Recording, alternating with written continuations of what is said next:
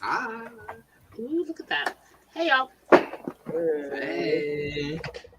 How we all doing today? Welcome, everyone. Welcome.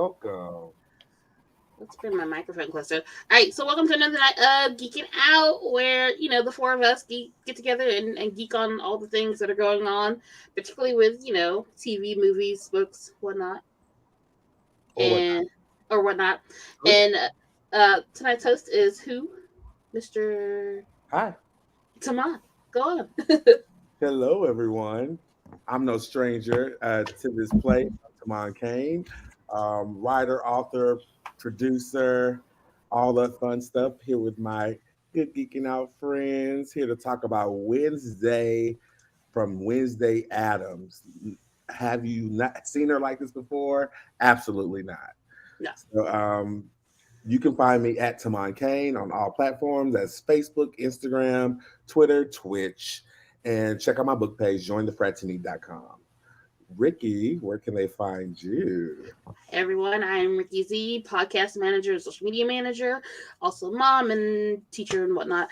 You can find me because I got my shit together and got my Ricky Z social media stuff all on the same username. So it's Ricky Z _social on Instagram, Twitter, and really Facebook and Hover, I think. So yeah, you can find me there. I'll go next. I don't have my shit together, so you can find me at It's those extra B's. yeah, the extra B. So you can find me Bad Juju, usually double B's, double D's on Twitch. You can find me over there. I'll usually be streaming on some Heroes of the Storm. Otherwise, you can find me on Instagram with only one B, but Bad Juju as well. Resident high fantasy nerd, I guess. Moving on. We have Jermaine. Oh, And I'm Jermaine, your geek of 1,000 fandoms. Is it still? yeah, it's Just a happening. little bit. Just a little bit. It's better than everything. No, it's great. You can find me on or YouTube at your what? Is it not giving? It's look, okay, so this is Jermaine. Jermaine is a jack of all fandoms. I'm telling you, I'm on the teetering edge now. Teetering edge. He is on the teetering edge. But you can find Jermaine at Jafar listed on, the screen. We love him. I'm gonna lose this game, just so y'all know, because So normally we do a drinking word or a drinking phrase, but tonight we're doing something a little different. Why is it lagging? That's a question for everyone, right? But in a theme of Wednesday Adams, we are trying not to smile. So anytime we smile throughout this conversation, and we're maybe we won't do it the whole time to commercial, and we'll do something else. Maybe I don't know. But anytime that we smile throughout this broadcast, we have to take a sip. So for all of our friends at home who are watching, I hope you have a cocktail. I hope that it's strong. And you too try to join along with us in our bland, smizing faces as we talk about Wednesday. So the smile game. I feel like I have to tap into like a part of me that I haven't tapped into in a long time, where it's like completely emotionless. It's like very Wednesday Addams, you know what I mean? It's the emo part of me from like my childhood that this is going to be a little rough, guys. It's gonna be pretty easy, I think. I don't know. Like I don't know if I can look dead in the eyes. My thing is I love to smile, so it's a problem. Jermaine probably is gonna win because he's already winning. He's already winning. See, You just got to stay disconnected for the rest of the show. Boom. I can't hang with y'all. Y'all on this. I'm sorry. I can't do this. Sorry. So, where do we start? we all know Wednesday Addams from the Addams Family, those great movies, cartoons, the Addams Family Values, which was my favorite. Debbie. Miss Debbie, Deborah. What's your favorite Addams Family movie? Does it be a movie or could it be like any of the renditions of it? Any of it. Yeah, any of it. Yeah, I would say any version I would go with. I liked some of the outlier characters more in the show, in the old school show. So like Lurch, I enjoyed. Thing I enjoyed a little bit more, and then like Uncle Fester, I would say. Like and you know the grandma, I really enjoyed a lot of the outlier characters. But for the main family, the immediate family, definitely got me in Christina Ricci's version. That was, I mean, because it also came out when I was like when it was relevant for me, you know. Right. That's true. Oop, drink bitch. Oh, you smiled. Mm-hmm. Mm. See, Okay. it's gonna be a So yeah, of course, like I think most of us are partial to the Angelica Houston, Christina Ricci. No, you're not? Oh, I definitely am. I was Okay. shaking my head at my thoughts about Catherine Zeta-Jones. That's all. Oh. I like partial to that, so I love particularly the second one. The second one has some cultural moments. Wigs. But I like the new I'm gonna lose this game. I like the new animated version that came out in 2019. I like the concept of that one. Which I don't know. I enjoy the fact that like they kind of took a different take on like how the family was not necessarily different, but like how the family kind of integrated or just kind of had the rest of the world like thrusted upon them. I didn't see the animated one. Didn't Christina Aguilera sing a song for that one? Mm-hmm. Right, that was that song. Mm-hmm. Okay.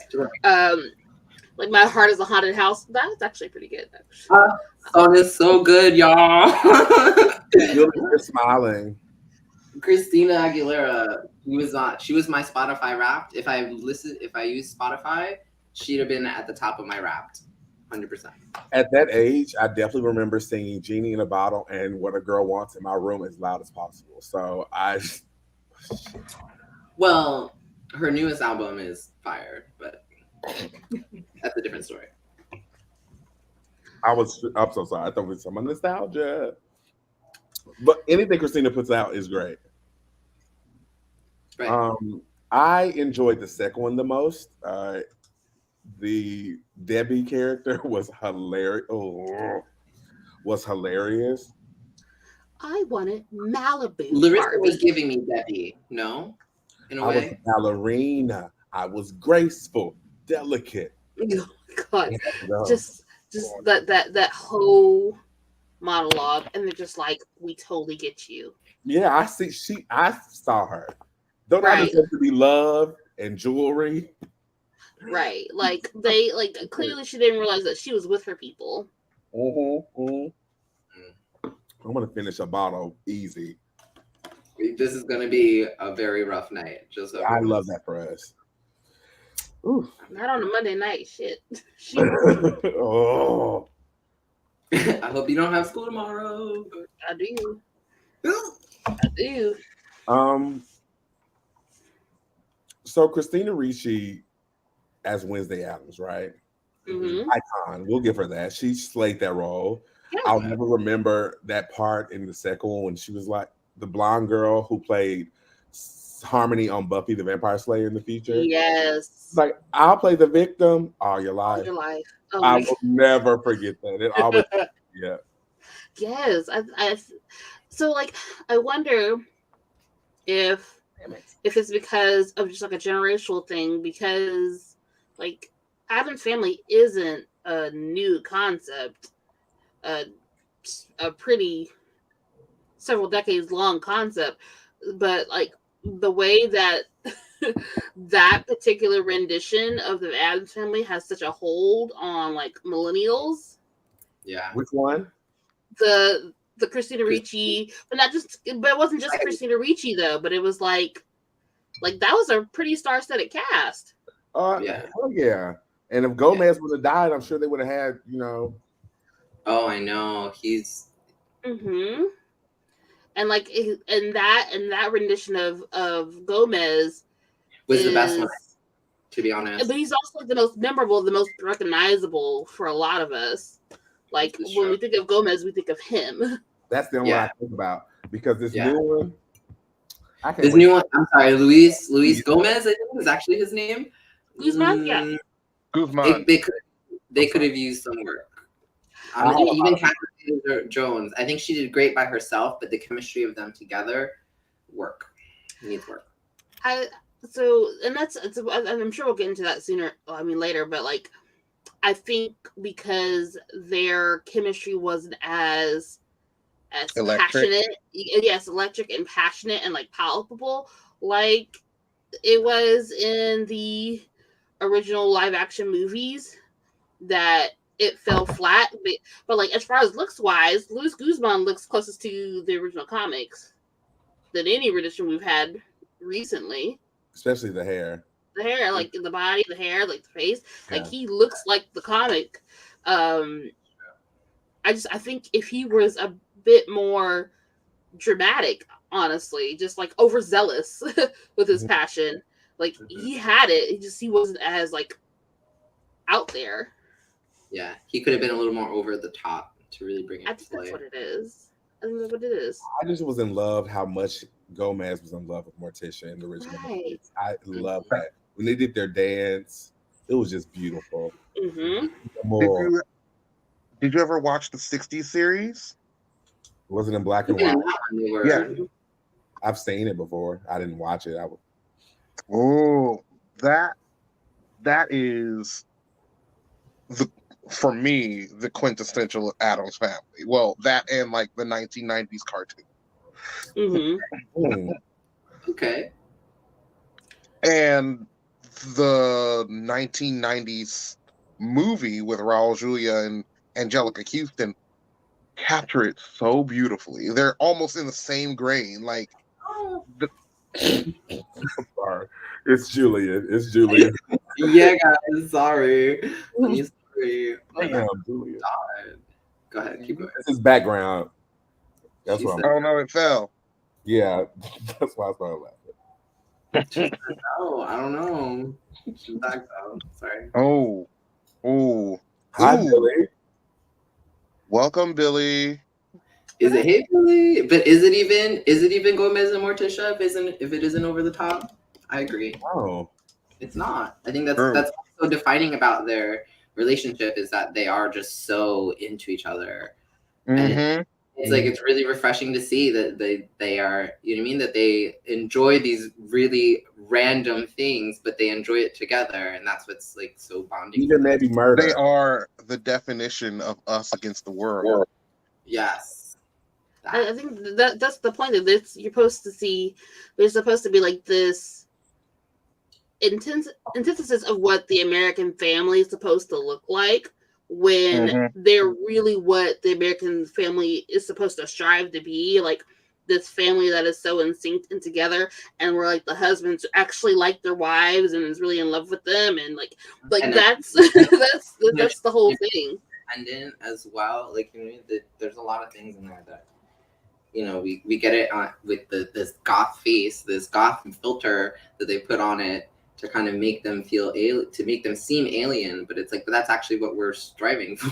It's like that's the perfect picture is actually what they have.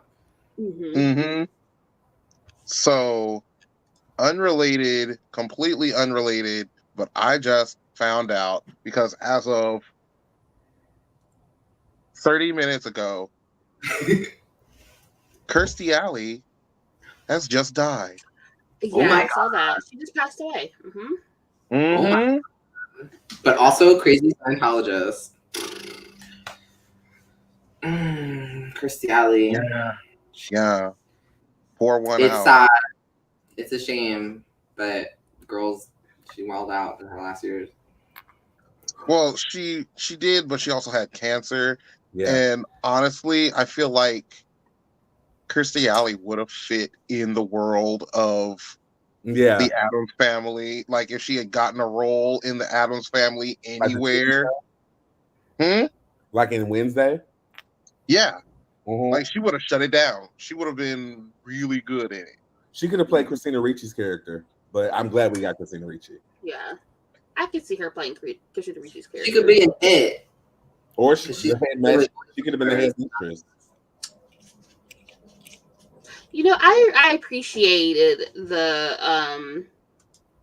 actress who played the headmistress. Gwendolyn Christie. Oh my god, Yes. she's a great actress, but she did so well here. She was completely different from anything I've seen her in.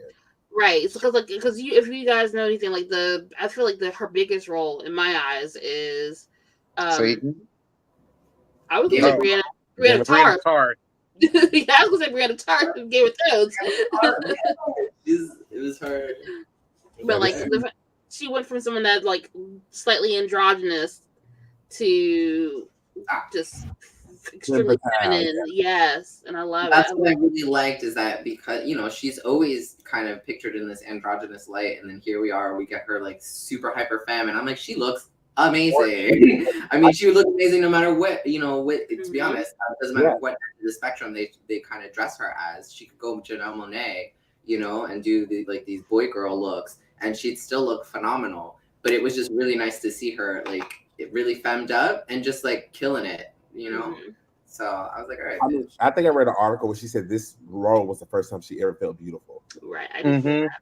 She's always been beautiful, and that's sad. Shame. And I'm sorry, we skipped over this. Can we do like a sip and a few seconds for Christy? Look who's talking. Thank you. We appreciate you. We can appreciate the work she's done. We don't have to talk about politics. So this show's not meant for that, but we can appreciate the work she's done. Just another soul that left. Mm-hmm. I did love her in it too, though. Cheers. Right. Honestly, Scream Queen season 2. She was on Scream Queens. Season 2, she was the this is we spoil here. Sorry. Right. She was a villain. She was the head of a hospital they worked in, and she was a bitch. Oh, we should just be drinking. Oh, I forget what movie this is. I feel like I've seen that movie too, but I can't seem to pinpoint. Who's mine? No, Kirstie Alley as the head hospital bitch. Scream Queen season 2. Oh, right. Okay, there you go. Yeah. Is it? I mean, yeah, okay, it is a spoiler, but I was like, didn't Scream Queens to season 2 come out like years ago? Oh yeah, so I guess we don't have any statute limitation on. We can say she was a killer. Spoiler, it came out 2018, but spoiler. It came out in 1996. Gremlins, I got a spoiler for you. the amount of people, I'm sorry, but like the thing is though, like the amount of people, look back to that stupid Vampire Diaries Facebook group that I'm in, like the amount of people that join that group and they're like, oh my gosh, you spoiled it for me. Y'all, the show's been off the air for how long now? You mean the collection of Vampire Diaries I spoiled? Yes, like the actual Vampire Diaries. You're watching it with folks who watch it. What? You're in a Facebook chat of super fans and you think you're not gonna get spoiled? Right? I randomly made posts. Oh my god, it was so sad when Grams died. Grams died? Yeah, in season 1. Back in 2009. Shit. That was like over 10 years ago. What are you talking about? Guys, I love Prue. She's such a cool witch. Oh, it's so bad how she died. She dies? Yeah. Spoiler. No. I'm sorry, but if the show's been off the air for like, I don't know, long enough, from a whole nother decade, it's fair game at this point. Quite long enough. It's fair game. Mm-hmm. Not in this day and age. Not on this this age of streaming. It's too bad. Get off the internet. Please. Sorry, I was baking. No, literally, I would have to take some pepper. I hope they're muffins. What? It just might be. Oh. I hope so. Okay. Can I get to taste some of your muffins? I did not see you make me laugh. I know. I'm sorry. I also laughed. I just made up a concoction. That's crazy. Ooh. Okay, so Can we I do know a quick that tangent? Because we talked about it like the other day, but didn't quite wrap it up because the show. The show hadn't ended, but I just finished American Horror Story the last season. I know we weren't like all that interested in it, but really there was only two things that I wanted to like say about it. Is like the storyline went really A Normal Heart very hard. Like I don't know if you guys are familiar with that play. I saw the movie. It's so good. That play's fucking phenomenal. But and That's like the why movie they did, yeah. So they did that, and then also Angels in America. I don't know if you guys know. All of I feel those. like it's a horror version of those, and I was just like, okay, this is nice. It was that plus Pose plus what did you just say? The one Well, Pose is very Angels in America, so I think that's it's just that was cultural. It's cultural specific to a specific culture, and just like Yeah. the bondage and is to that culture too. Okay, Pose. What Pose? Pose what? The Pose is involved. It's this is all Caucasian gay story. Yeah. well, I mean, you know, Ryan Murphy slash Ryan Murphy. Yeah. I mean, Thank you. plus Ryan Murphy. So by the way, anyway, Sounds about right.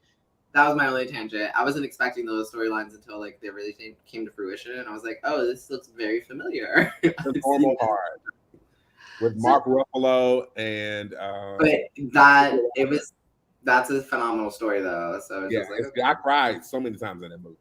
Yeah, I haven't seen the play, but I cried so much in the movie. I mean, it's the same essentially, but it's amazing. Sorry, it was so good though. Mm.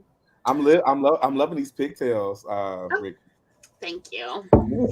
I haven't figured out how to braid my hair yet. In my life. Also, Jermaine's pigtails are also right. Jermaine, your pigtails are given too. Damn. Oh, everybody just find where the freaking camera is. Oh, one of them decided to like curl up. I think it's time that we take a commercial break. And when we come back, guys, we can dive deep into Wednesday, what we loved, what we sort of liked, what we really didn't like, and talk about a few other things. Should we get a season 2? Do we need one? You'll see. We'll be right back.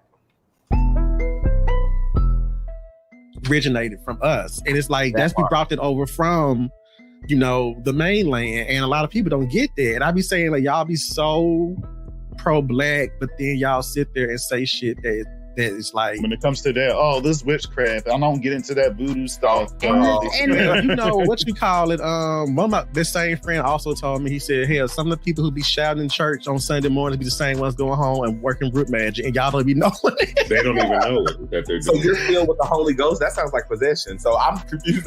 I mean, you got a prayer closet. That sounds like altar. I mean, it really is magic at the end of the day. The Bible is filled with magic. The blood, the body. With Christ's love, okay? I am filled with Christ.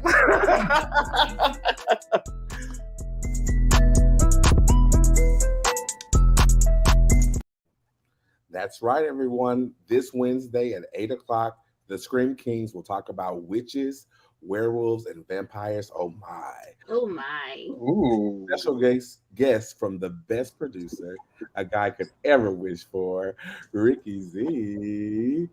And we're going to talk about Vampire Diaries. We're going to drag CW again. We're going to drag how they did once again. I feel like I do at least like twice a season. It's part of like a covenant that we sign. Like anytime you talk about Vampire Diaries, by the way, how they treated Bonnie Bennett. Just so you're evoking this out of me, okay?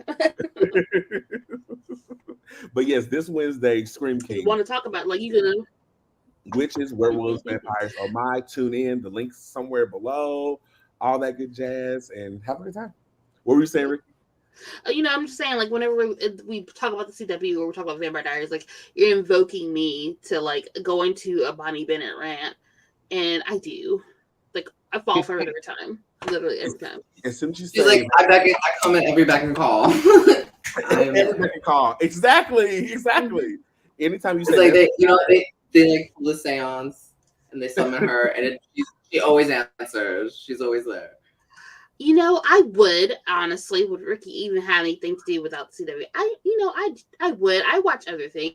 what does that mean? I haven't watched the CW in years, honestly. I got a question, Ricky. I got a question. What if the CW came and offered you a job? See, that's not fair. Okay, well then that job better be I get to hire more writers of color and some black hairstylists. They would offer you production on some show. Could I add some? So that means I get to like produce more color. Is that what you're saying? Okay, like I'll stop bashing them on my They'll give you one season productions if that's the case of Heroes of Tomorrow. But that means I gotta watch it and catch up. I think they should give you, Ricky. I think you should. They should give you the Bonnie Bennett spinoff, and let they ain't gonna do that. Be the showrunner for that show for one season and see how they will not do that. They'll do another They'll do like 3 more seasons of Supernatural before they give Bonnie Bennett her due. The thing is, though, like that has come up a lot. Like in some news articles, and like especially after the end of Legacies, and Julie Peck is talking about like, oh yeah, there's some other things in the works. I just got to find the right vehicle to do. Look, even though she's too busy trying to do Vampire Academies right now. And it's not good. I'm still on episode 3, and this has been a month. So I'm just saying, like she's still, if she can still milk that cow, she's gonna try to. Look, Vampire Diaries. Problem is done. As much as the whole thing, right? Done. But the thing is, Vampire Academy is 17 rungs beneath like Monster High. Ooh, damn. And Sky High. Don't forget that one too.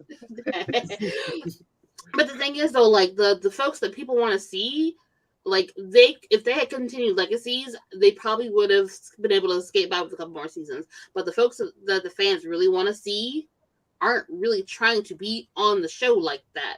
So like they'll go to the cons, they'll go meet the fans. They're not trying to like play these characters anymore. Like very few of them are. Not the ones you really want to see. Everybody talks about how they want to see Elena and Damon like living their lives. Them actors don't want them to show up anymore. And like, I don't know. You got 8 of them I'm sorry, but that's what fans is for. So they have a daughter that goes to the academy in Legacies. She's not a character because they are not characters, right? Right. So she goes there, and they don't want to be a part of it. Bonnie Bennett. I mean, Candace King. Mm-hmm. Candace King, who played Caroline. We've been waiting to see her. She came in the finale, and the show was supposed to be about her and Alaric and these kids. And in her defense, though, she had like her second pregnancy. It was all in the middle of COVID. Like, she wanted to be back in the show, but like, I don't think that would have been enough to even keep it going.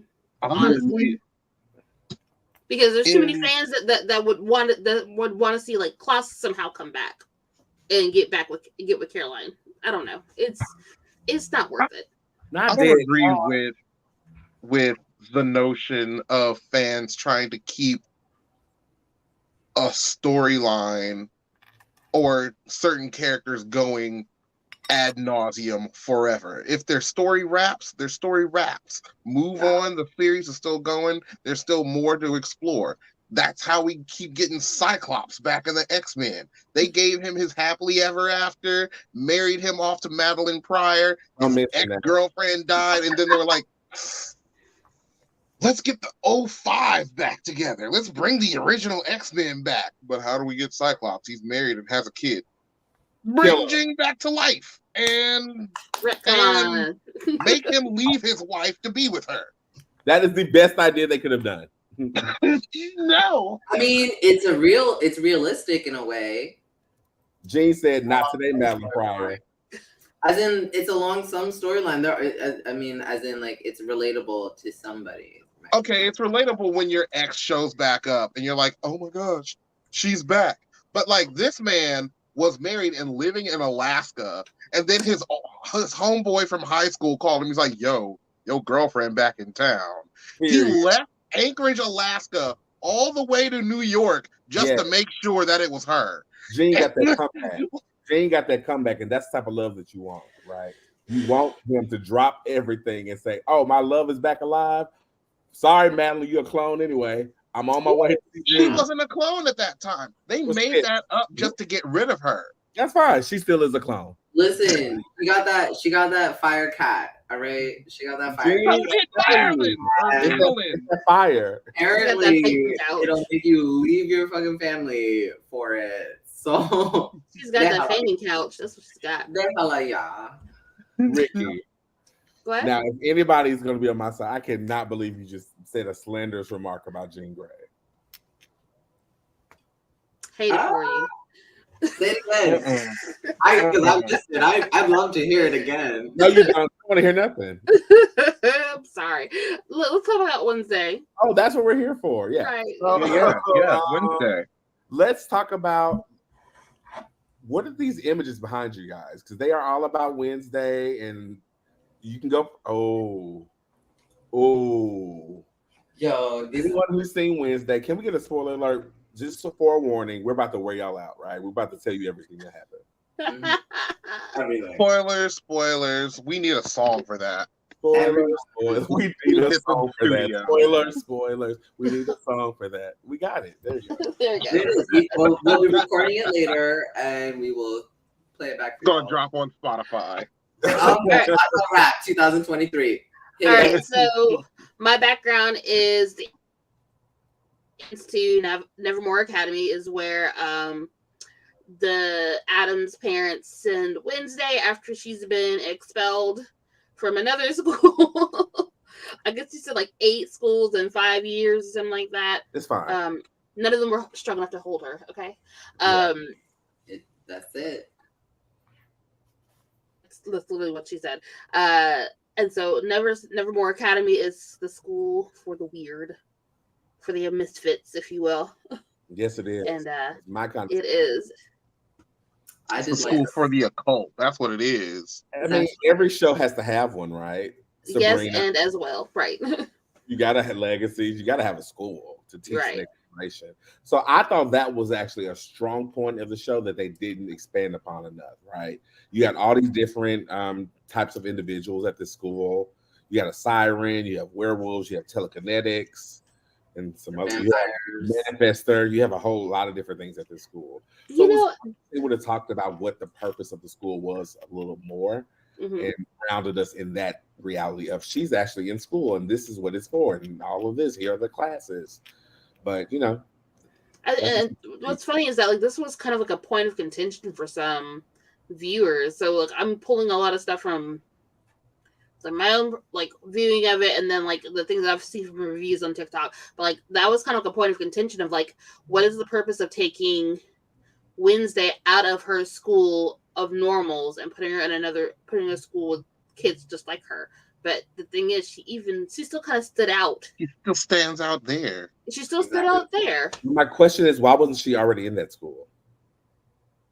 If your mother was farther away there, if your mother is such a big legacy at this institution, and she gets visions, and it was further away though, they said. And then also, would she want to go to? And then, can you tell Wednesday to go to a school for that my alumni school that you know, when she's at this age where she's already shown that she's not trying to do anything her parents did. She's trying to distance herself from her parents. Why is she going to want to go to their alumni school and then try and make her do that? You know what I mean? It took you know 8 schools in 5 months for them to be like, all right, Wednesday, you have no choice now but to go to our alumni school, for her to say, okay, yes, I will do it. Yeah, I get that. It's like you're going to juvie if you do one more thing. This is it. Right. So like from what I could tell, like there wasn't like very young kids there. Like there was clearly like mostly teenagers. So like the boarding school for teenagers. So like by that point, like she's a teenager and she's probably thinking like, I don't want to be like my mom. This is a thing. Like she's angsty even for Wednesday. Pulling into the angsty teen, like I don't want to be anything like my parents, and like they're just trying to make me who they were, and like I just want to be the complete opposite of what my family wants. Right. Very true. So who's to say, if anything, she wasn't demanding to go to a regular public school? Yeah. Even though she knows she like fits, you know, she stands out. At least she's not following her in her parents' footsteps. You know, that makes sense now. Yeah. My issue with the school was that it was very much like, this is the school of the occult, but the Addams family really isn't, like, they're gothic and dark, but none of them are really occult.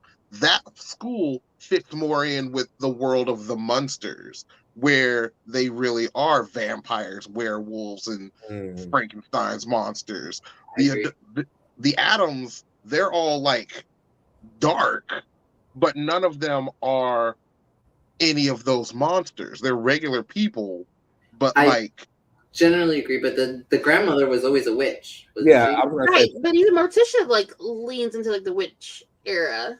But I agree. I don't think that they really showed a lot of like monsters on the Addams family, except for maybe Thing being an animated hand, and an animated hand, and it just being a big blob of hair. I guess it was more, but yeah, I guess this still makes sense because it was more creature feature, and that's kind of what we got here. We got a little bit less powers and more creatures. You know what I mean? You had one prosthetic. You had one person who had visions. You only had one person who could do illusions and make his art come to life. But otherwise, it was werewolves, creatures, sirens, creatures, vampires, creatures. Yeah, you know, maybe very true. It fits in there. So. But I agree. I think that they could have maybe expanded on the fact that, like, oh, suddenly we're in a world with all this stuff that technically we've never seen in the Addams family like that. Yeah, exactly. That's the issue I have with a lot of shows that introduce like schools, like even American Horror Story Coven. If this is a show centered around school, show them actually in class and learning and developing. It can be a quick montage. It doesn't have to be a whole segment, right? I wish they invested more in that. I do like how wait, let me make sure before I look at all the characters. I was gonna talk about diversity, right? We're gonna have to go there. There's we're going there. There is talk about that. Well, I will say this. I'm a huge fan of Jenna Ortega. Amazing. Everyone knows she stars in the Scream franchise currently. You know I'm in love with her. Anything she touches, she's amazing in. And we have, I'm not ready to talk about like how we thought she did yet as exactly. This part alone. That's what she sold me. I mean, in a few other moments too. I didn't even see the like a single episode. I saw just this scene at random, like online, you know, and then I was like, that's it. I have to absolutely watch this. I absolutely have to watch this. She was amazing, right? I mean, I don't want to go into that yet, but like Jenna Ortega, if you're watching this, thank you for your artistic contribution to us, to the masses. We appreciate you. And this dance sequence, I love it. I love it. I love it. I love it. Everybody loves it. Okay, and so I don't know if it was just like the combination of her acting prowess and then also Tim Burton's direction, but like her body language was so on point. Because Wednesday is like, you know, we know that she shows zero emotion, yet we got every emotion out of her. We understood everything that she was going through at any moment. That's true.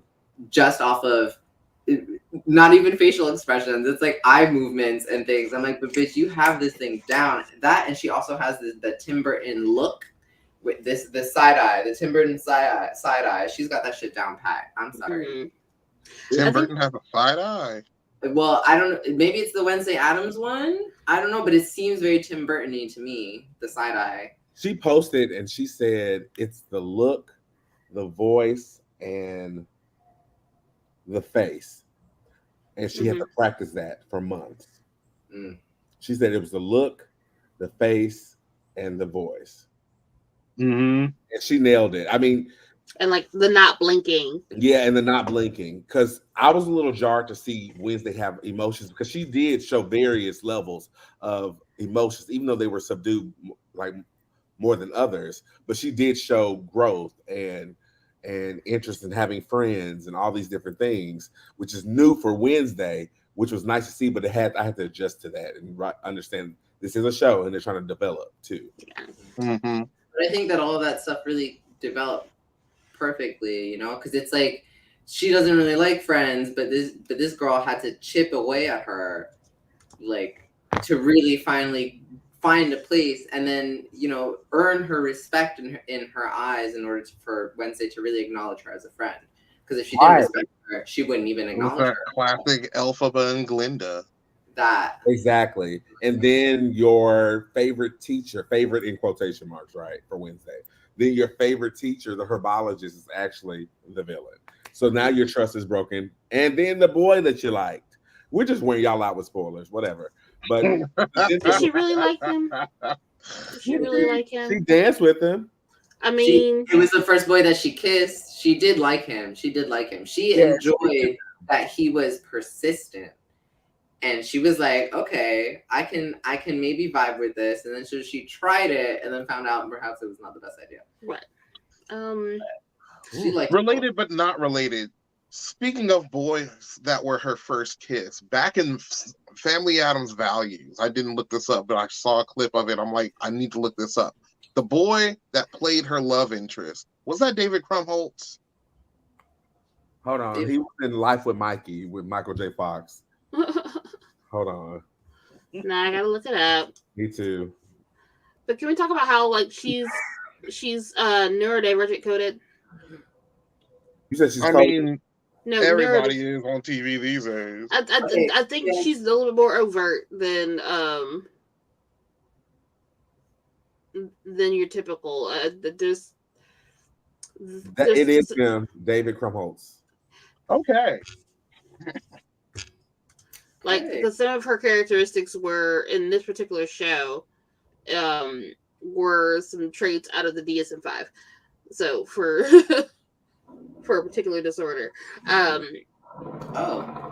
yeah, I mean, like in the way that we view certain characters as quirky and like cool and fun to watch, but we don't necessarily like. We see those types of people in real life. We're kind of like, eh. Oh, I get what you're saying. Yeah. Okay. Yeah.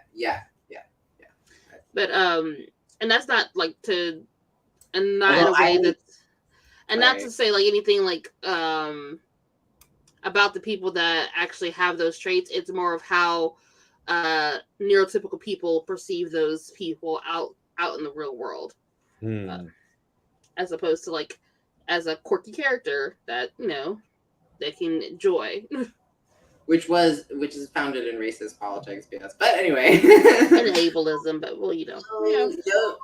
I was just actually reading something about that, how they branded idiots, morons, and like all of those categories really for people who were not neurodivergent, who are not atypical, I guess, or something. Yeah. But yeah, that. But anyway, random. Yeah, sorry. Go ahead, Timon. Sorry, my bad. No, it's fine. I was just gonna say that I actually enjoyed Wednesday's relationship with her brother. Mm-hmm. And I guess it was sort of the same as it was in the movies as well, and the TV show.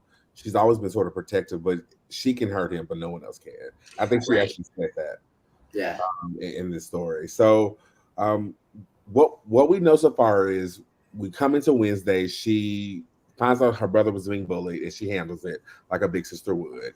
And because she does it and causes bodily harms by releasing piranhas into the pool at this gymnasium at the school, Oh shit! Okay, that part of the first episode Did they is flip what their caught me. ages? I loved her. Huh? Didn't they flip their ages? Because wasn't Pugsley always older than her? Mm-mm. I No, always he's thought Wednesday was older. Wednesday's always been older. Unless it's been flipped since before the 1990s movies. Yeah, I always Yeah, thought Wednesday was movie, older. she was older. Now I want to know. So we find out Maybe that pretty young. she goes off to this school, Nevermore Academy, where we meet the new cast of the actual cast of this show. We have a couple of different love interests. We have the mean girl, frenemy, enemy, and we have the best friend that you love to hate. Pretty standard for casting in these type of situations we're used to. The mean girl, frenemy was the black girl, which I'm not upset with, right? She was gorgeous. She was a siren. Basically, Was she a mean girl or was she just the it girl? She was a good girl, but she was a mean girl because she sabotaged people in that rowing competition. Yeah, she's a siren. That's what they do. They sabotage. And it was no holds barred. To be fair. So wouldn't any siren just automatically be a mean girl? I believe Ariel in any situation, my favorite Disney princess, probably is a bitch. I mean, she had her father almost die because she wanted to go. I'm sorry, but Ariel was a brat. I was a little sad about that though, because I was like, as soon as they introduced the sirens, I was like, yes, bitch, sirens, give it to me. Also, because I'm like, I love these it. fish, that's all my joint, that's all my jam. I was like, this is what I want to see. And she was the head girl on campus. She dated, I guess, the bad boy, head boy on campus, the one who can manifest things he drew. He was the heartthrob, I would say. He was a teen heartthrob, and then the other boy that Wednesday liked was actually a townie. Mm-hmm. A normie. A townie. That's a Vampire Diaries term I grabbed for y'all. A townie, but everybody calls it. They were dating a town. He was a town. He worked in a convenience store. But yeah, so Wednesday gets to this school, and it's a whole mystery that's about to unfold. One of her classmates is that while he's torturing, attacking, trying to talk to her, he is killed, and he is a telekinetic, and we know what that is, right? And so he's killed, and they cover up this murder. And we're trying to figure out what's happening. And beneath that, you figure out that there's another subplot going on with things that happened in the past with Morticia and Gomez and someone else that it's not really important. But he actually is. But there was a love affair and murder and things are just cycling through, right? Sins of the past are being paid by the daughter. And then we're introduced to Christina Ricci's character, which is like the herbologist, teacher of the school, which I absolutely loved her. Dorm mom. Yeah, like dorm mom. She's definitely that. The sorority house mom. She was all of those things wrapped into one, and she nailed it. She looked amazing still, and that leads into my picture, who I thought should have Tisha. Yup. Actually, Christina Ricci. She would have done great as Morticia. She ate this fucking picture to pieces. Yeah. She ate that picture to pieces. Yep. And she did Angelica Houston proud. So I wish that would have been so cool, even though the teacher's role was more dynamic as it relates to the overall plot of the thing, which is probably why she got that one. I wish that she would have been cast as Catherine Zeta-Jones. As Morticia. If she were to be instead of Catherine Zeta-Jones, so, and at least that if she had been cast as Morticia, assuming that there's a season 2, we would be able to see her again. Whereas in this case, she's one season and done. We don't know that. Well, true. She might come back her character might come back in a different way, but like as opposed to being like her being really a part of the overall story and plot. Catherine Zeta-Jones' Morticia was okay. I wouldn't say it was bad. No. It was okay. It wasn't bad. It was okay. But I just think that it would have shined if they could have really played upon their relationship. That's where both characters fell short for me. But her moments with Wednesday were great. Yes. Yeah. I mean, I think separately.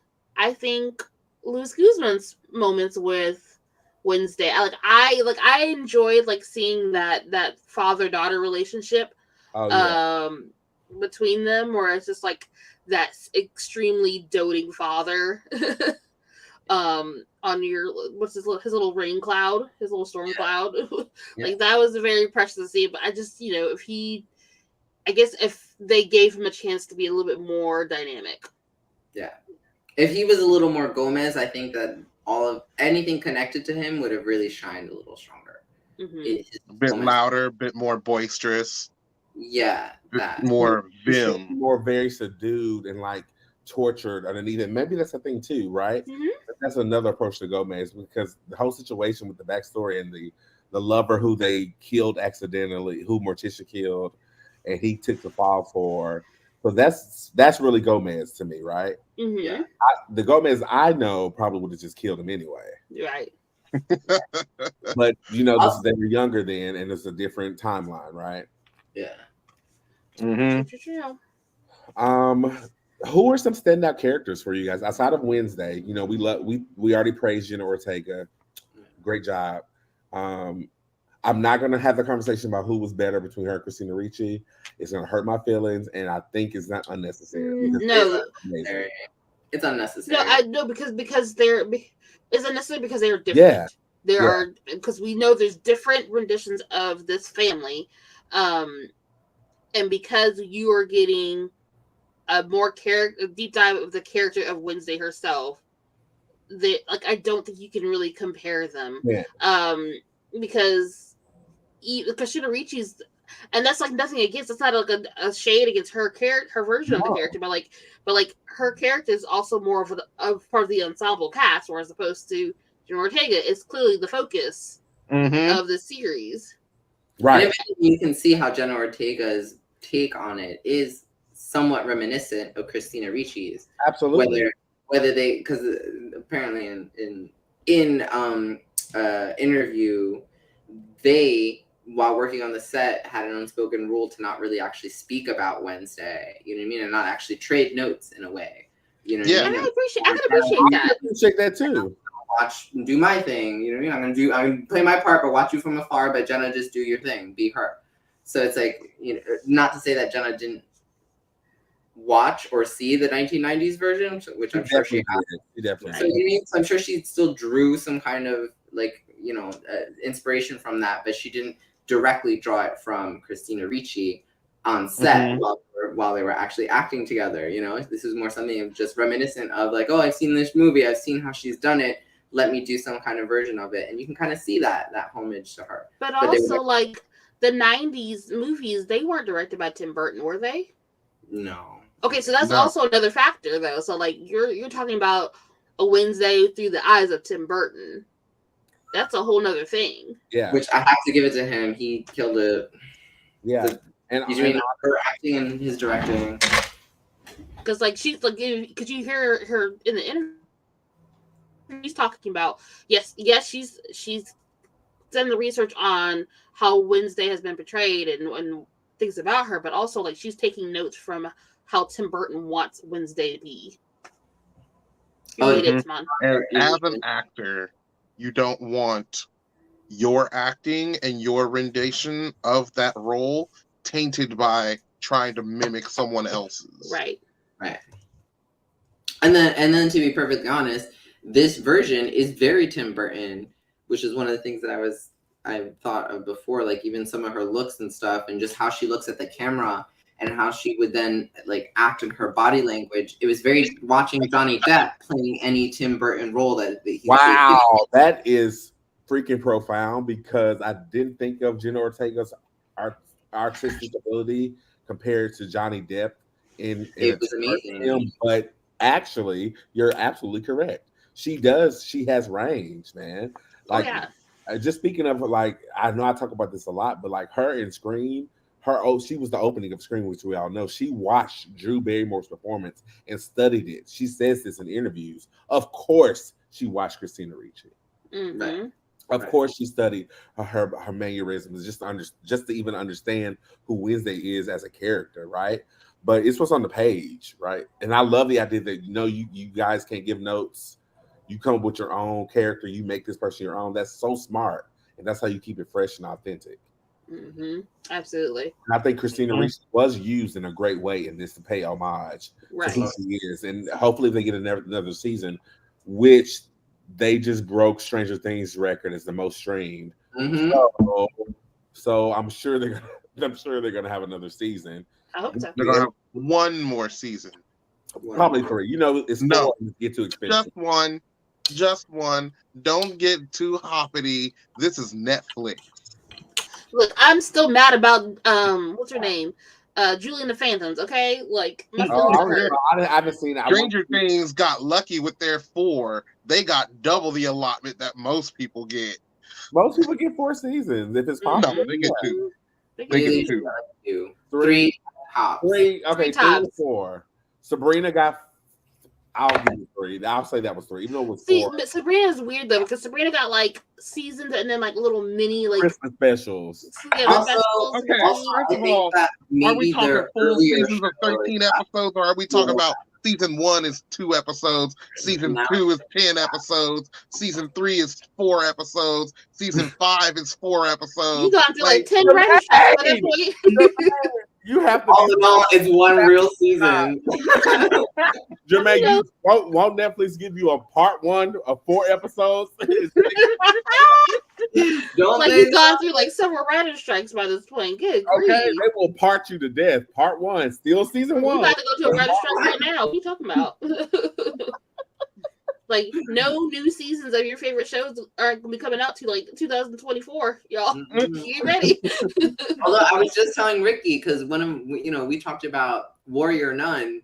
Oh, And I just started the second season again because it like just came out. I'm like, meanwhile, this was years ago, right? I finished it already, and this season blows.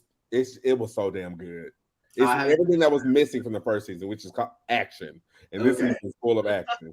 Okay, good. Oh, actually, yeah, because I saw Lilith do that her first part, and I was just like, okay, I was not expecting this. Oh, everybody is twirling in Warrior now, but I don't want to. I can't talk He was about. like, Oh no! I was like, Warrior Nun is so damn good. Yes, the first season is a slow burn, but by the time we get to season 2, every episode is people kicking ass. whole different story. Anyway. Mhm. So yeah, Back to Okay. Wednesday. No, I just read his face. That's all. Mine? Yes, yours. Yes, yours. Okay. So Wednesday, we love her so much. She's adorable. But who are some of our breakout characters that we loved? Enid. Courtney Cox and Jennifer. You did not. I did not. I didn't do that. That was That was Julian. me. That was Julian. me. Sorry, I was like, oh, there's the character we love. what did he say? Say it out loud for the people that are just listening. Gail Weathers. Right? Gail Weathers. They were talking about Scream. Okay, so the comment was because we were talking about breakout great characters that we love, and then someone had mentioned their favorite thing about Courtney Cox is the range of young Jennifer Aniston. And I'm like, but Courtney Cox, Courtney Cox came before Jennifer Aniston, so Jennifer Aniston has a range of old Courtney Cox. Are they not the same age? That doesn't mean anything. Okay. Okay, but Courtney Cox was big. Oh well, she was bigger before Jennifer Aniston was for sure. Her career hit before. Yeah, Friends was Jennifer Aniston's breakout debut. Whereas Courtney Cox was the whole thing in the 80s. Yeah, she had He-Man, she had Cocoons, she had Ace Pet Detective. She had things. She had this TV But show. she was a teenager then. Telekinetic. She was a child that grew into it. Yeah. And then, yeah. Anyhow, okay. So But, favorite who are character some of your breakout characters from Wednesday? Thing. Everybody loves Thing, though. Thing was phenomenal. I'm sorry, they animated him so well. Sorry, not to deject from the real people actually acting. He means real, like new characters, not more members of the Addams family. Okay, but I feel like I was thinking Enid. He said Lurch and Thing. I love Lurch and Thing. I didn't say Lurch and Thing. I just said Thing. Period. Ooh, did you shake your head? Really? Why? Second of all, when have we ever seen Thing be this animated and active? Almost never. And So, when do you communicate with other people? Okay, in the same way that we are getting Wednesday in her most vulnerable, but most character defining in a way. But you know what I mean? In her most, we are actually seeing her characterization here more than any other time because she is the main character. Thing being her familiar, her right hand man. We are now getting also a lot more out of Thing than we ever did before. I don't know. I thought he was so well utilized. I thought he was amazing. He was basically her familiar. Okay. Yeah. He was protecting her and doing what she needed for him to do. And I thought that was really cool. And it felt like he almost had a voice, even though we didn't really hear it, which it was cool that he was able to speak to the roommate we all love to hate girl. I forgot her name too. Don't worry. Whatever. Yeah. Enid. Oh, werewolf. Julian, you're smiling, so. And for those who are just joining us, or for those who didn't hear the announcement, we are playing a drinking game. And so anytime that you crack a smile, which is so not Wednesday, you have to take a drink. So we're trying to practice our resting bitch faces, but it's not really working too well. We're all sort of drinking tonight, except for Jeff. Y'all, his resting bitch face is like on. He said, "I can't stand any of you." Flip that bitch on. Mírala. Ricky's winning now. Okay, so what did you feel about the siren? Black hottie, run to school, mommy issues. Don't we all? Oh, shit. I do like how she comes through in the end. You know what I mean? Mm-hmm. As like, okay, yeah, in the back, she turns frenemy, I guess. You know what I mean? Yeah. Hardcore, but she comes through in the end, and she shows that she herself is she's still on par with Wednesday. She still shows that, yeah, maybe Wednesday you became the it girl after me, but I'm a very close second. I like the fact that she the choice that they made to let her win the fencing match on Wednesday's first school day of school. I was like, thank you for letting her establish dominance so she can take her down later. Mm-hmm. Mm-hmm. Also, what I really liked, any moment that Wednesday was wrong, you could see that's what I meant about like showing a lot of emotion without showing any emotion, because you see her calculating, but you see her saying, oh shit, I fucked up here, but I'm not gonna say anything because on Wednesday, but I took notes. Like, this won't happen again because I took notes, bitch. But I loved any moment that Wednesday found out that she was wrong, because like you could see her humble herself. She's like, I'm not gonna let you guys do it, but I'll fucking do it to myself. Like, I feel like that's a relatable experience for me, because we all are wrong at some point, right? And I think how you show that, did I smile? A little bit.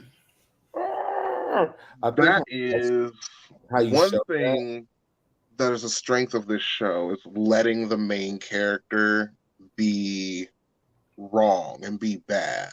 Mm-hmm.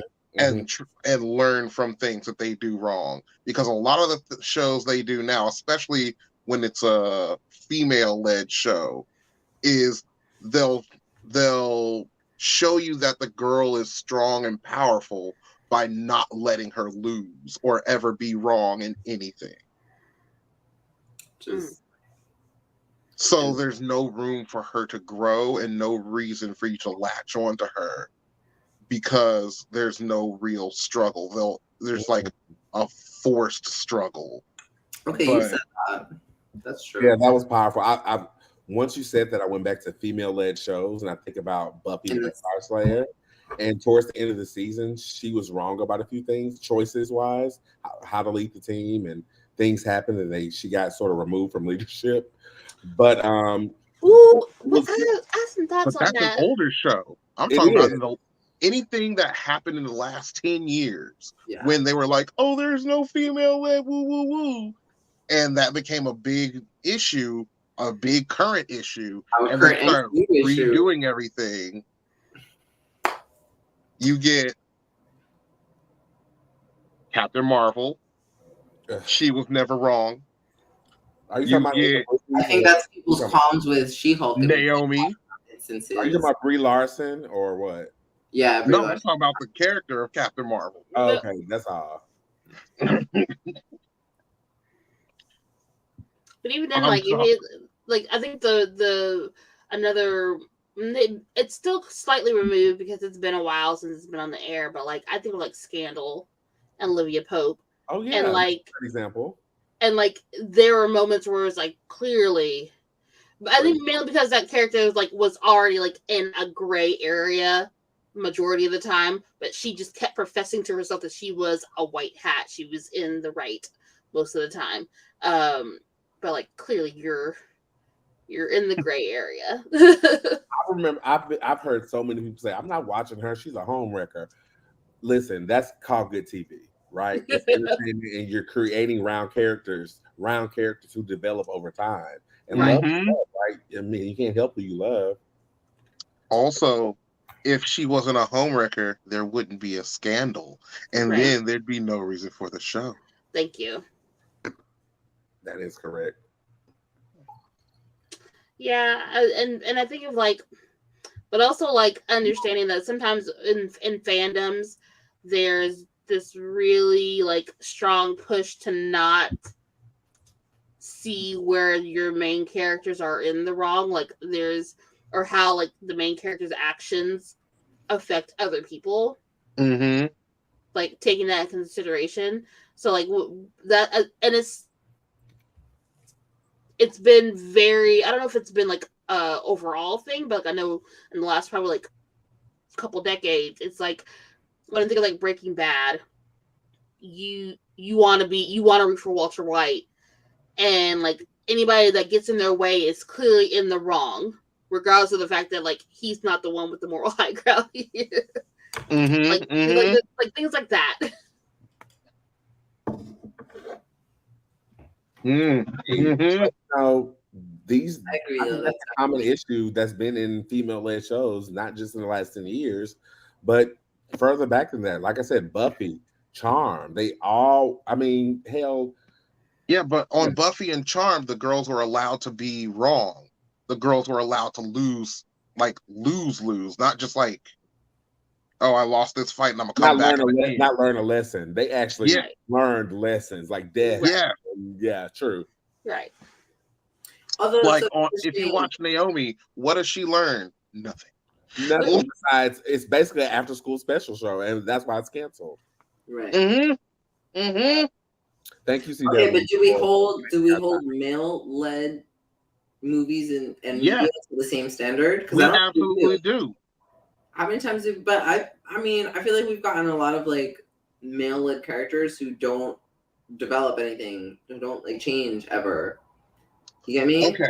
I mean, Shia LaBeouf in any Transformer, that bitch didn't change from the beginning. First of all, nobody roots for Shia LaBeouf in any of those shows anyway.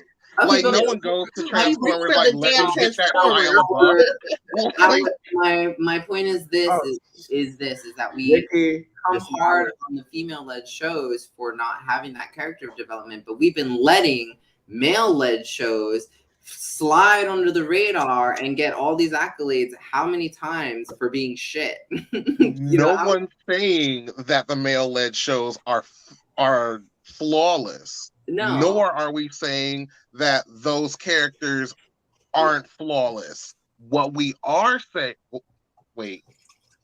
I just feel like we are giving we don't give them enough room to get it right. You know what I mean? To like. I mean, fuck up. Supernatural had 100 million seasons, so Mhm. there were things that they were repeating, issues repeating over and over and over. So, did they learn their lesson? Because they I died. can't say nothing about Supernatural because I've never seen an episode. Back to that. Back to Wednesday though. Anyway, yes. Yeah. Who, So your girl? point, Jafar, was that Wednesday is get a chance to learn and develop and see that she's not right all the time. And Yep, she's a full character. She's a So full full, person, so it's well-rounded more character. relatable. Yeah, very relatable. I was nervous because there's no source material, I don't believe, for Wednesday having, a spinoff. So it was really interesting to see how they would develop a character. Because I spoke to one of my friends, actually Cam, who's in the comments. I was like, Sabrina was stronger for a premiere for me, right? For a premiere and for a first season, Sabrina just resonated stronger with me. And he was like, because there's, lore there's something character and familiarity with for those shows. And Wednesday didn't have that. So for them to build out like a whole storyline and a whole idea about Wednesday and what her show would look like, that was interesting to me, because they could have just brought Christina Ricci back with a grown up with a family, Right. but they didn't do that. They didn't do that.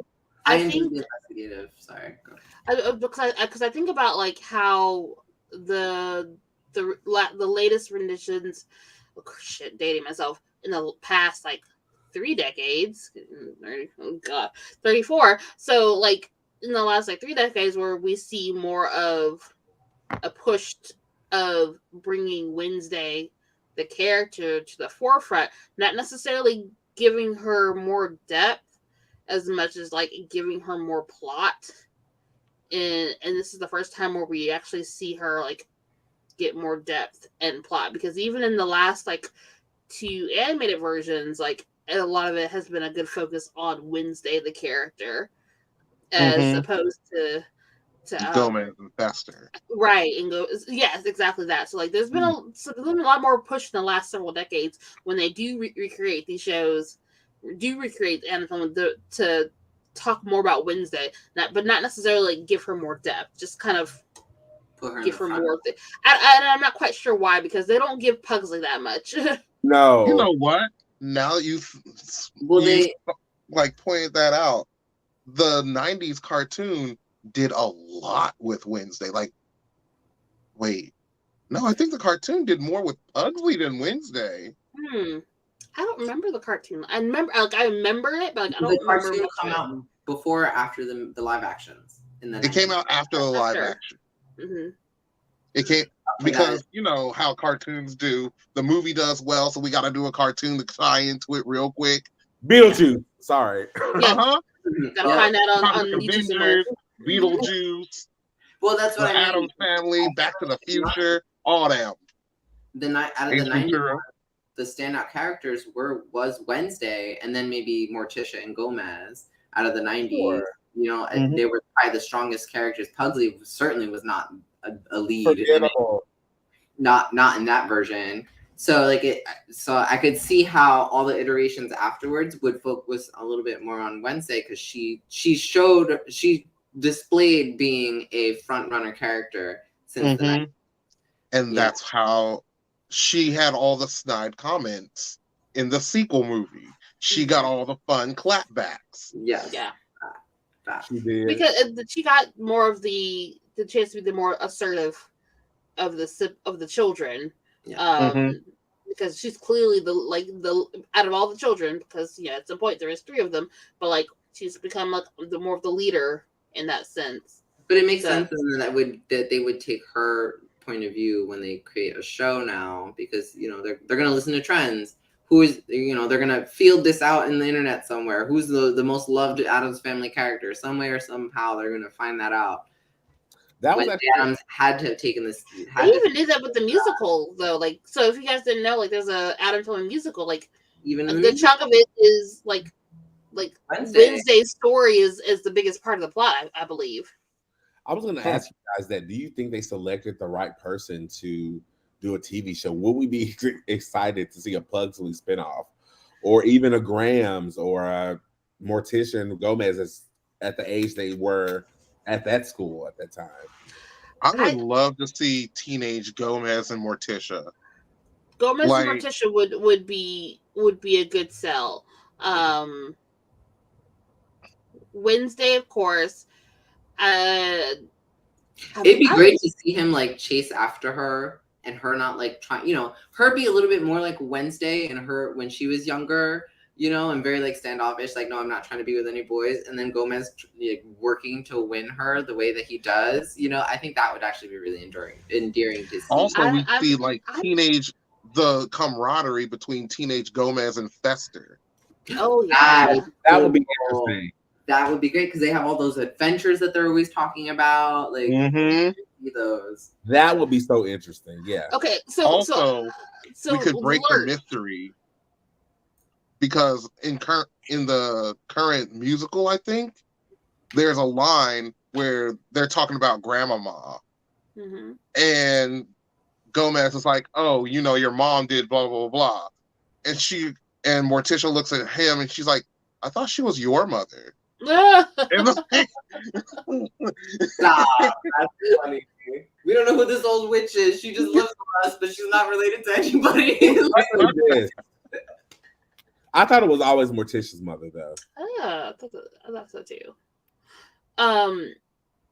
So, but like also like there's a little snippet of like that kind of gets you intrigued into like the backstory of Lurch. Like. And things like that'd be cool. Like there's some things like they could really do some good background. I wonder doing the prequel to the Addams Family would be like where is Thing's body? Like what the hell happened? The origin of how they got Thing. That would be solid. That would be a great idea, actually. And like It, you know what I mean? Cousin It. Where did Cousin It come from? He's Morticia's cousin. Yeah, but who's Morticia's brother/sister? Which one is it? Which one is it? How did this happen? Like, that's what I'm saying. And also, like, the thing is, though, like, the Addams family, like, and not just the nuclear family, but the family in general is pretty vast. Yeah, it's so vast. It's so vast. You can have so much fun with that, too, right? Right. We could do a family reunion episode. That would be so much fun. It'd be great. And so I think that they're kind of like billing Wednesday as like an Enola Holmes kind of. For sure. Which I'm so for. Which is probably why the school storyline suffered because they were focusing more on the actual mystery, I guess. But like that would be great because like the next mystery could be something in her family that she's trying to figure out, and then now we're going to be introduced to all these other segments of her family. That would be great to like really to drum up all of these things that we're talking about. They could still keep that within the current storyline that they're going with, which is very her being investigative. So like give her something to investigate in the family. Absolutely. I mean, they already did it. There was the whole murder and everything. They had a great murder mystery, and I'm all for a murder mystery, right? Agatha Christie, thank you. Right. You know what? You just reminded me. So, speaking of things to investigate and investigating the family, that is a great angle because it reminds me of the reboot of DuckTales where the boys were like trying to secretly investigate what happened to their mom. Like, and they had to dive into the whole McQuack clan family tree to find out. As we did, right? We went through the whole family tree. I remember that. my favorite McQuack was the one who lived at the bottom of the sea. Oh, Leathery? Yeah. Leathery. I'm just mad that he turned out to be the janitor in the end. We really did have the whole family tree on screen, didn't we? We did. Who knows what life will bring. So we're going to take a quick commercial break, and we're going to come back. We're going to give you some thoughts about the story of Wednesday. Doesn't need a season 2. Then finish up with our final thoughts. So we'll be right back. Hold on. Take a sip.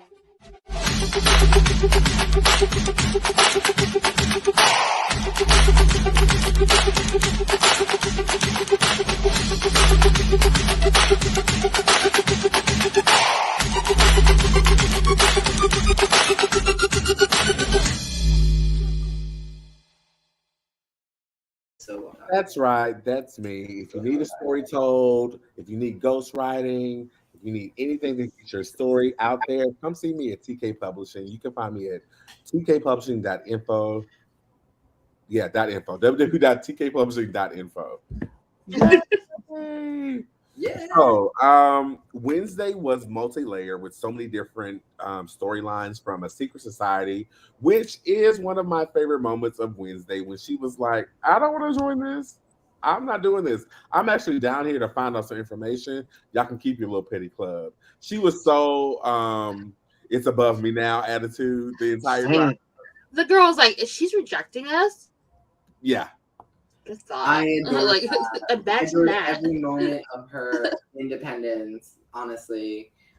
She's not the girl that's going to join the sorority. She's not into any of that. What she's not going to do is be a part of this organized group that tells people all collectively what to do. And then that's the other thing, because she also recognized them for what they were. Like, she's like, this isn't some secret society who is going to go on and like, and you know, be the manipulators of the world or something like that. She's like, they're not all that powerful or anything like that. If anything, she spurs them to be more like that. But she herself is like, she could recognize right off the bat, like, she's like, this is below me. All this is below me. Like, I'm out here, like, you know, diving in cemeteries, and all these people would be too afraid to even like think about it. Like, no. Yeah, exactly. You know So what was weird to me? Fraternity was a highlight for me. In the beginning, when Pugsley's like shoved into the locker, and he's like, "Oh, you gotta help me, please, get me out, get me out." That's so un-Pugsley like. Like, Pugsley is a whole sadist or masochist. Like, He's a I like serial killer. They no, haven't like gotten there yet. most of the time when you see Pugsley with Wednesday, she's like throwing knives at him, blowing him up with something. Like, that's the junk he enjoys. So being stuffed in a locker is not something that he'd be like, "Oh no, please don't." Like, making him do something nice, that's against his like his nature. But It's also at the regular same time, though, characterization. like I would at the say, same time, like you got to think like when we see him doing these things, these stunts, who is he always with though? Wednesday. Who's always doing He's it with with him? Wednesday, yeah. okay, so Right. So like Or like Gomez. she said, right, like she Or said, Fester. no one tortures my brother but me. And so It's true. I think two things. it's one thing. I guess like the intent. Go ahead. Sorry, but I'm like the intent of like those boys to harm him is, which is crazy to say out loud, is different than the intent that Wednesday has. Yeah. Like it's Also, like, he'd probably feel more comfortable going toe to toe with Wednesday than he would with like an outsider. You know what I mean? Wednesday just has no qualms throwing out piranhas at somebody, but he'd be like, maybe like, okay, maybe that's not something I should do. I don't think it's that. I think it's like brother and sister. I want to test how if I can shoot a bow and arrow and an apple on your head. My brothers are going to be there. How I test it on. That feels like normal sibling things that you do to an extreme level, right? Mm-hmm. That's fine, but that's what we know of Pugsley. But we don't know how he interacts with other people and how he interacts with other regular people. So he may be bullied. He may have these dark tendencies on the inside when he's comfortable to do that with his sister. With his sister, but he may not be able to do that, in school. And I like the casting for Pugsley too, actually. Yeah. I want to go say my little brother, like, come here. Let me Okay, go. so here's there was the other thing with it is that like perhaps it's just more that what they're kind of showing is that how Pugsley will do all these things because it's with Wednesday. You know what I mean? Yeah. He's actively doing these things because it's his big sister and that's like his other playmate. You know, when you're kids and like you have siblings, like your best friend is your sibling for a very long period of time, before you actually get socialized. Well, depending on, your ages and stuff, before you get socialized and stuff. And even then your sibling is still like your active playmate for most of your childhood kind of a thing. So it's I like don't I can see that, but how that's normally true. he like followed her into the fire, and that's why whenever we would see Pugsley, he's usually characterized as someone who's almost exactly like her, because when they're together, he's going to act like her as the older sister. He looks up to his big sister, and he will probably give his life for her. But if she says, "We're going to actually jump off this building, and I promise you that you will not die," I think this is a different take, though. This is a little bit different than what we normally see him as, but Yeah.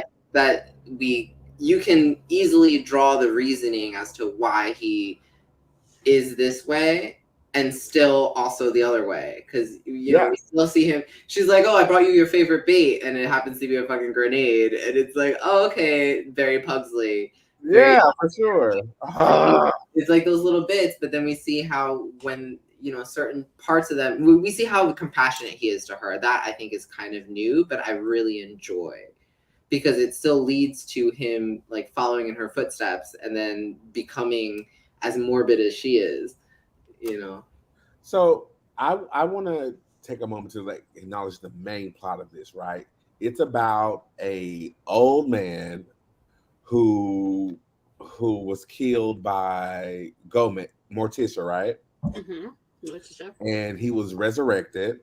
No, it was an old man killed by Goody Adams. Oh yeah, Goody Adams. Yeah, Goody Adams, which is the ancestor of Morticia's line, which makes them, of course, the ancestor to Wednesday. A witch, which they're developing lore there. Oh, remember what I just said, developing lore there.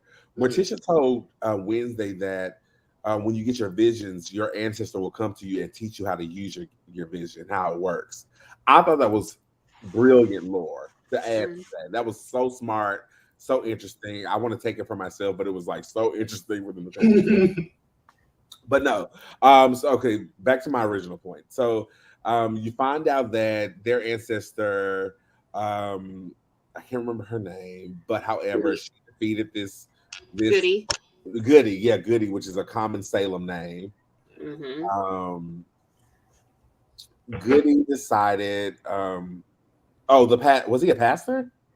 I think so, something like that, or like that reverend or some bullshit. Yeah, of course he has to be something dealing with that. And so the reverend was a bad guy, and then you found out that a descendant of the reverend, which was played by Christina Ricci, she was an undercover, of course. And honestly, it just right? Like it wasn't the biggest mystery. Like they did great with like but it was, because I didn't realize it until like they actually were like, okay, you know who it is? Guess what? It's this bitch. And it's like, oh, I knew, because there's no way that you'll have Christina Ricci to come back and play a teacher, just a fucking teacher. If she's not the head mistress or Morticia, if she's just this regular teacher, she has importance. And I didn't know until later on that she was gonna be the villain, but I was like, it's definitely Christina Ricci. Yeah. Which is great, because when she transitioned from nice herbologist teacher into I'm actually the villain of this story, she sold the hell out of it. Which of course is Christina Ricci, right? Respect on that. She was amazing. Do we think that we deserve a season 2? Or season 2 is deserved, rather, not we. Do you think a season 2 is deserved? Absolutely. I think so. For Netflix standards, yes. Okay. Not just for Netflix. I think for the standard of what we got, absolutely. We should get a second season. I mean, it is hard because the way they wrapped up this season. Yeah, that's what I was going to say. Where would you want to see them take it if there's a second season? Well, that's what I said before. I'd say investigate her family. Give her something else to investigate, but let it be her family next time. So now we have more family. So now we have more of like, she's like a Nancy Drew type witch type psychic type thing going on. You found out that her love interest throughout the whole thing, because she was very Jean with going between Wolverine and Scott the whole time. She was like, okay, I like this guy, I really like this guy. And you find out that Scott Summers was the villain the entire time, right? And so her boyfriend, her boy crush was, oh shit. Everybody drink, because I feel like I'm the only one drinking. I have I took a drink already. I can take it. Listen, I have 2 bottles beside me. I have gin and I have wine. I gotta go to bed soon, y'all. No, I've been drinking. This is gonna put you to sleep. Good. Let's okay, so you're right. Oh, shit, I'm still smiling. Okay, the game is over. Wolverine who won? But I think that him being the villain, it all feels like duh. But they did such a good job with their red herrings, not knowing who to believe and who it could be. Even at one point I thought it was a therapist and she got killed. I really thought it was her up until she did get killed. Yeah, up until she died. So kudos for them for like doing all these different red herrings and making this murder mystery really believable. And I was sad that the headmistress, who we talked about earlier, sorry guys, she died. That was sad. Right. But it does make me think, who would you bring in next season to be the headmistress? And then that's the other thing. They can always go next season with the next headmistress, and then they're back at the school, but now it's a different mystery. You know? Yeah, exactly. Plot twist: it's the same actress that played Umbridge in yes, do it. Make her the obvious villain, and then make her not the villain. No, I would if they were to continue on into season 2, I would like it to continue on from like her being home from the semester and like she's delving more into like her goody ancestry, like going into the family more. So like, yes, your school friend. I want to know more about the Addams family, like the actual family. What if season 2 is they have to go to a family reunion getaway, and there are the other 3 Addams family branches there, and one of them is the Munsters. Okay, I'm done. Yeah, that's it. Oh, come on! I mean, Rob Zombie did the Munsters on Netflix, so you know we don't know how raunchy that is. Listen, it's very Hotel Transylvania. They like show up at the reunion, all at the same spot. Dracula's like owning the hotel. Like, then Angelica Houston comes out in her witch's outfit. Oh no! That's the new headmistress. That would be. I'm sorry, that was the cameo I was really hoping for. Was like Angelica Houston to just come out looking fucking fabulous, and that's it. Just have her like cross the screen looking fabulous, and like that would be the new headmistress. Ricky said that's the new headmistress. That's brilliant. That would be the new headmistress. So like, even if it was just for like a short cameo of Wednesday, like packing up and leaving the dorm for the summer, and she's like, you know, getting like a farewell from the new headmistress. Angelica Houston would be a great cameo. As she's moving out, she's moving in, and I think that'll be really cool. I like the idea, Ricky, that you said of summer break. That'll be really cool to do. And what happens? Oh, I'm going to go hang out with my friend Wednesday. So you got Roommate We Love to Hate. You also have the throbbing heartthrob. The heartthrob, excuse me. The heartthrob. The throbbing heartthrob. I'm just gonna go ahead and finish my drink. I'm not making no more refills. Listen, everyone's got their Lensa AI portrait. Imagine him drawing it for you now. Everything. Bring it to life, baby. Bring that bitch. No, we'll have him, and I hate to leave out the Black Hottie, but you know she doesn't really fit into it. Oh, and Wednesday has a little friend too. The B guy. The Hummers. Yeah. Okay, so I loved everything about the Hummers because they were so like filled with double entendres. Everything like Eugene the actor did not like pull them off the way that I would have hoped he would have, but he had a lot of double entendre lines, and I was not expecting this. And the fact that they called them Hummers, I was like, ooh. I was like, oh, and it gets worse. Okay, so how about season 2? They have to go against rival school.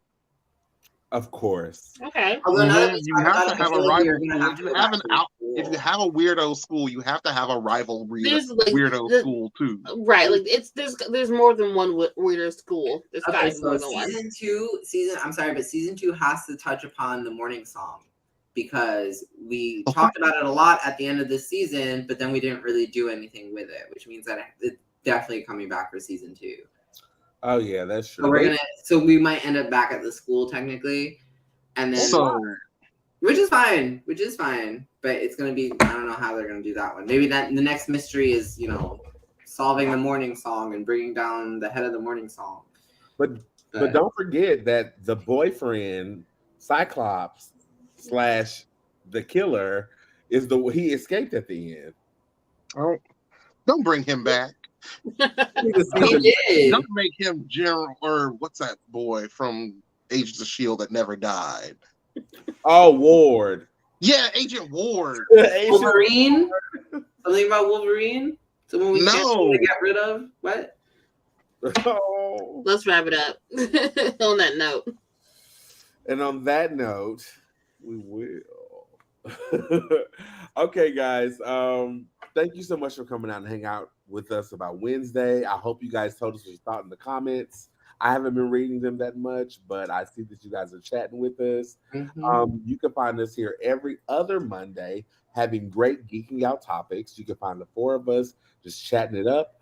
My name is Tamon Kane. You can reach me at Tamon Kane on Instagram, Twitter, Twitch, and Facebook, and any other place where people log in. Check out my book page, jointhefreshmeat.com. And yeah, Ricky, how can we sign you out?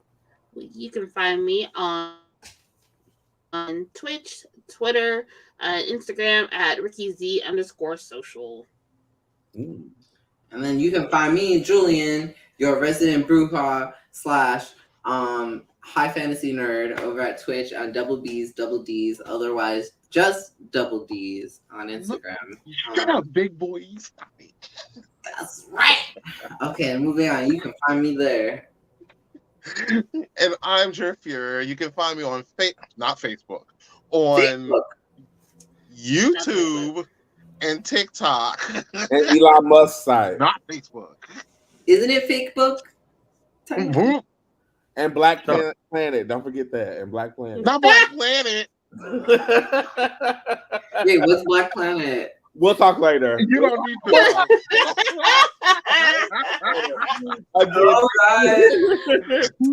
Thank you guys so much for supporting us. This doesn't need to be understood.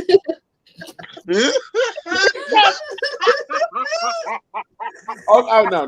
Okay, we'll do this for the Patreon. Thank you guys so much for coming out and supporting us. I'm Tamon Kane, and we have talked about Wednesday on Geeking Out. You have a great night, and we will see you in next Monday, the following Monday. 2 Mondays. Two Mondays. Those, but you'll probably catch us in between individually. Take us out of here. Right. Bye. Ciao, y'all.